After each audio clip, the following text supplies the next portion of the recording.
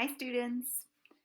As always, you will have a quick, easy quiz on this chapter at the beginning of class on next Tuesday.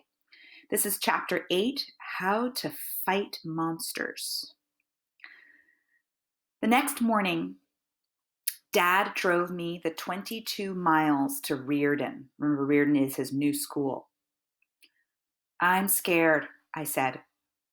I'm scared too, Dad said. He hugged me close. His breath smelled like mouthwash and lime vodka. You don't have to do this, he said.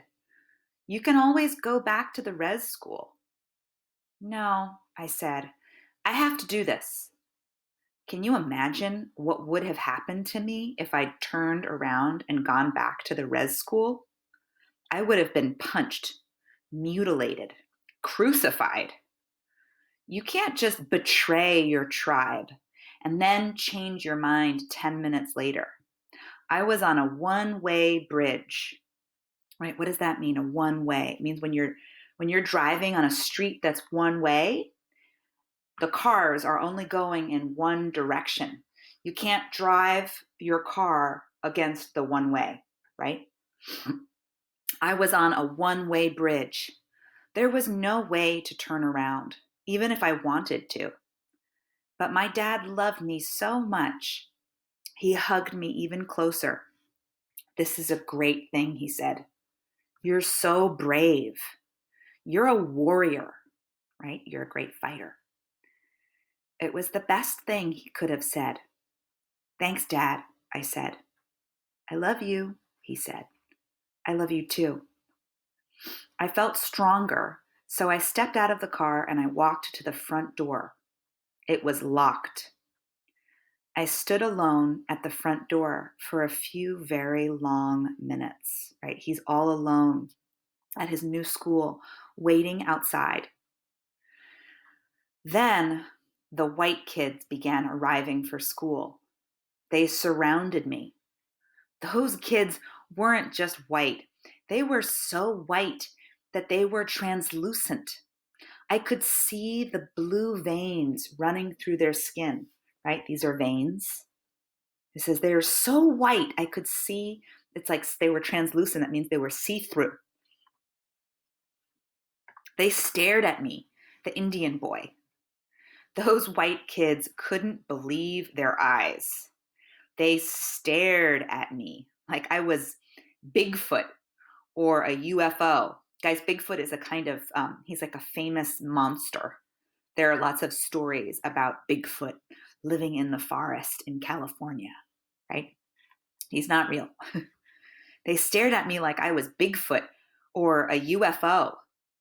What was I doing at Reardon? UFO, that's a vocabulary word this week. I wonder what it means. You might as well look it up now. What was I doing at racist Reardon, where more than half of every graduating class went to college? Nobody in my family had ever been to college. Reardon was the opposite of the res. It was the opposite of my family. It was the opposite of me. I didn't deserve to be there. I knew it. All of those kids knew it. Indians don't deserve shit. Pretty soon, a janitor, like a custodian, right, opened the front door and all the kids walked inside. I walked into the school and I went to the front office. Oh, you're the one from the reservation, the secretary said. Yeah, I said. My name is Melinda, she said. Welcome to Reardon High School. Here's your schedule and a student ID. You have Mr. Grant for advisory. You better hurry on down there. You're late. I shoved the papers into my backpack and I hurried down to my advisory. I walked inside. Everybody, all of the students and the teacher stopped and stared at me. They stared hard, like I was bad weather. Take your seat, the teacher said. He was a tall, muscular guy. He had to be a sports coach. Look at this drawing that Junior made. He feels like half of his body is white and half of his body is Indian.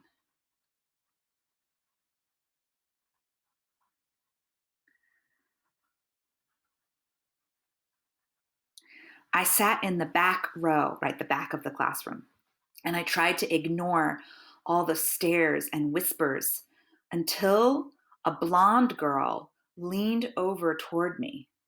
Penelope. What's your name? Penelope asked.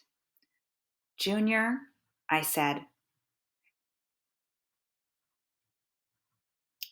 She laughed and told her girlfriend at the next desk that my name was Junior. They both laughed.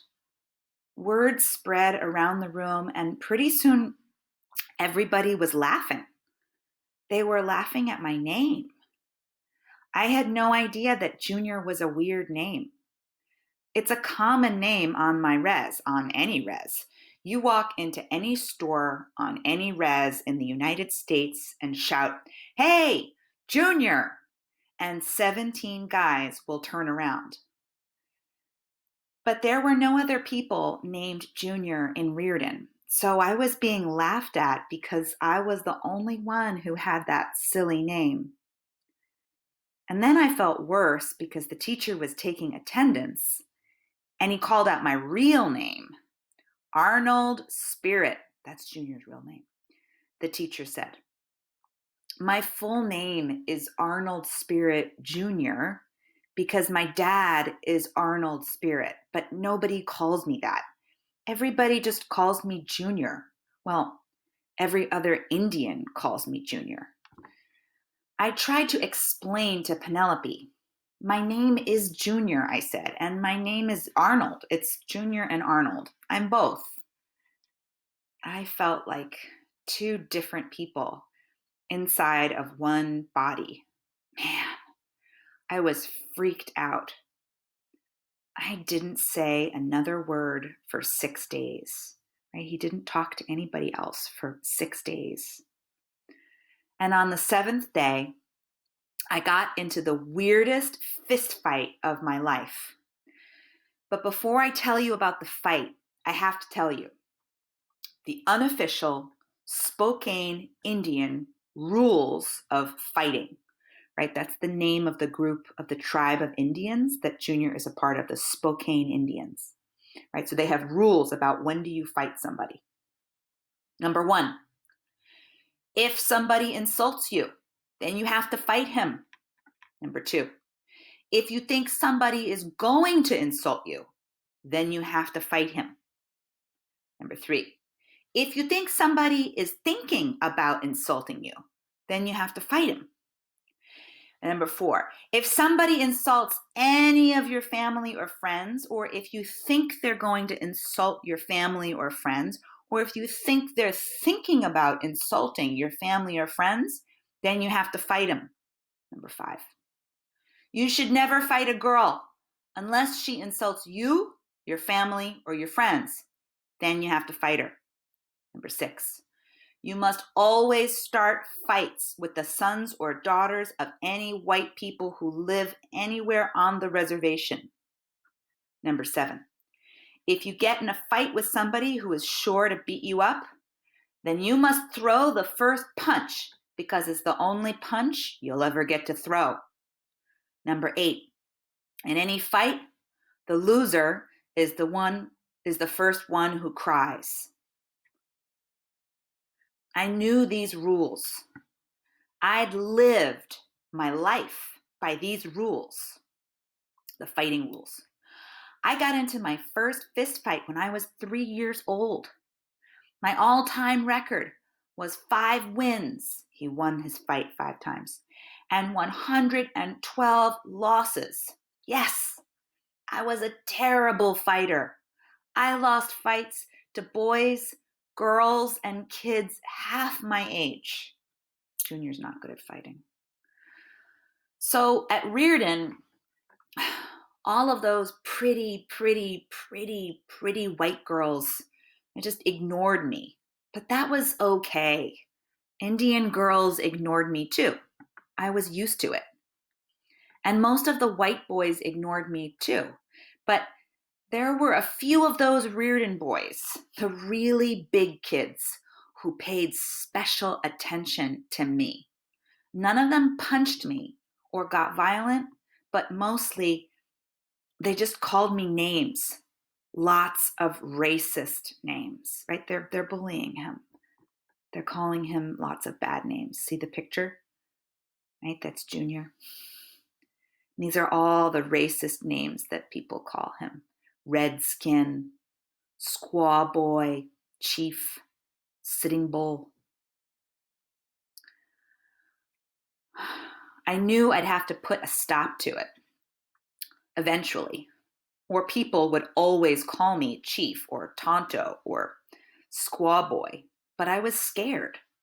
So weak and poor and scared, I let them call me bad names while I tried to figure out what to do. And it might have continued that way if Roger the Giant, that's a vocabulary word, giant, if Roger the Giant hadn't taken it too far. It was lunchtime, and I was standing outside. Roger the Giant, right, that's another boy, he's really big, he's a 12th grader. Roger the Giant and his group of big kids walked over to me.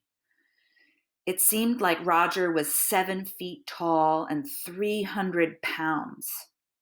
I stared at Roger, though, and I tried to look tough. Hey, Chief, Roger said. You want to hear a joke? Sure, I said. Did you know what happens when niggers fuck buffalo? They make baby Indians. Guys, if you don't know what that means, look at the footnotes, right? Niggers is a really racist word for Black Americans. Fuck means have sex. It's like a slang way to say have sex. And buffalo is a big animal with lots of hair. That's like a big cow. It's like a big bull. So he says when Black people have sex with buffaloes, the babies that they make are Indians. Right? This is Roger's racist joke. I felt like Roger had kicked me in the face. That was the most racist thing I'd ever heard in my life. Roger and his friends were laughing like crazy. I hated them, and I knew I had to do something big. I couldn't let them get away with that shit. I wasn't just defending myself. I was defending Indians, Black people, and buffalo. So I punched Roger in the face. He wasn't laughing when he landed on his ass, and he wasn't laughing when his nose bled like red fireworks. I struck some fake karate pose because I figured that Roger's gang, right, all of his friends, was going to attack me for punching their leader. But they just stared at me. They were shocked. You punched me, Rogers said. His voice was thick with blood. I can't believe you punched me. He sounded insulted. He sounded like his poor little feelings had been hurt. I couldn't believe it. He acted like he was the one who'd been wronged. You're an animal, Roger said. You're crazy. I felt brave all of a sudden. Yeah, maybe it was just a stupid and immature schoolyard fight. Or maybe it was the most important moment of my life. Maybe I was telling the world that I was no longer a human target, right? That people could no longer attack him and insult him for being an Indian. He got to his feet and walked away. I was totally confused. I had followed the rules of fighting, right? The rules from the reservation. I had acted exactly the way I was supposed to act. But this white boy, Roger, had ignored the rules. In fact, they followed a whole different set of rules at Reardon where people did not get into fistfights. Wait, I called after Roger. What do you want? Roger asked. What are the rules? What rules? I didn't know what to say, so I just stood there. Roger and his friends left. I felt like somebody had put me into a rocket ship and blasted me to a new planet. I was an alien, and there was absolutely no way to get home. Right? That this new place, this new school is completely different from everything he knows. Right? He doesn't know how to act there. Junior doesn't know how to act there. All right, everybody. If you need to read it more than once to understand it or to practice pronunciation, watch this again. If not, see you at your quiz on Tuesday. Uh-oh, how do I stop this?